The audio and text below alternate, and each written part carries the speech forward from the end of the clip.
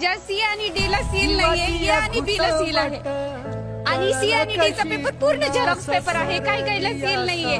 13 आणि 14 क्वेश्चन आहे सर. इंग्रजीचा पूर्ण पेपर क्वेश्चन 13 आणि क्वेश्चन 14 वेगळा. मराठीचा पण 13 आणि 14 वेगळा. आम्ही कुठली प्रश्नपत्रिका सोडवायची, मराठी सोडवायची का इंग्रजी सोडवायची? एक तरी ही अन्यायकारक एक्झाम आमच्या सगळ्यांवर लादून ठेवले.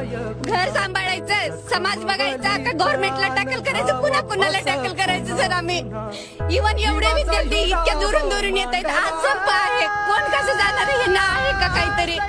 एक तरी हे लोक आमच्यावरती 10 पायऱ्या आम्ही स्टेप्स ओलांडून सीईटी देऊन नेट सेट सगळं देऊन आम्ही इथपर्यंत येतो सर.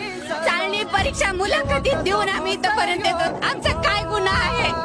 आमच्यावर काय येणे आम्हाला त्रास द्यायचं ठरवलेले आहेत? एक तरी सर सगळ्यात सांगू का, एक मुलांना त्यांना सांभाळून दाखवा. मीच विचारते त्यांना परीक्षा कसं द्यायची.